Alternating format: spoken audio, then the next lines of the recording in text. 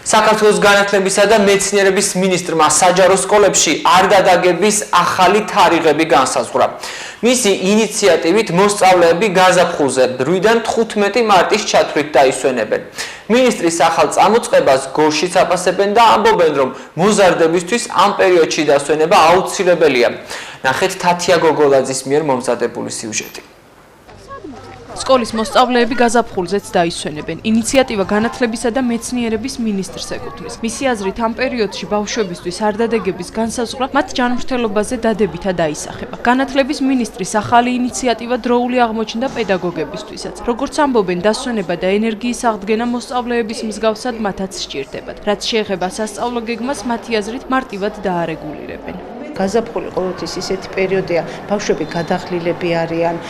ხშირად არის ხოლმე რაღაცა ჯანმრთელობის პრობლემა, ვირუსები, ცივი ზამთრიდან გადავდივართ უფრო თბილ პერიოდში და აისახება ხოლმე ბავშვები გადაღლას გრძნობენ, უჭირთ და აი ეს ერთი კვირა ზუსტად ის პერიოდია, როცა ისინი ენერგიას აიღებენ კიდევ, წამოკრეფენ და უფრო ენერგიულად შეუდგებიან მოbrunების შემდეგ სწავლას. როგორც პატარები იღლებიან, ისე ჩვენც ვიღლებით და ძალიან საჭიროა და ვფიქრობ, რომ ძალიან კარგია, რომ ეს პატარა მოკლე არდადეგები იყოს აუცილებლად გაზაფხულზე. ზამთრის არდადეგებთან განსხვავებით, უფრო პატარა მოკლე არდადეგები გვიწევს ეხლა გაზაფხულზე.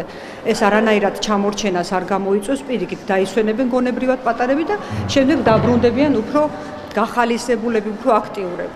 პატარებმა ჯერ არ იციან სად დაისვენებენ, თუმცა არდადეგების დამატება ნამდვილად გაუხარდათ. კარგია, ძალიან კარგია. არ ვიცი, ალბათ სახლში ვიქნები და კარგად მოიწყო, რადგან აღდგომაში შევხვდე სახლში კიდევ. სადმე წასვლას არ აპირებ? არ მგონია. ძმა კაცებთან ერთად. სად დაისვენებ? ბაკურიაში. უკვე დაგეგმილი გაქვს დასასვენებელი წესნა? ზამთრის პერიოდში უცათოვლი იქნება, მშვენიერია, ბაკურიანი, გუდაური, არაჩვეულებრივი.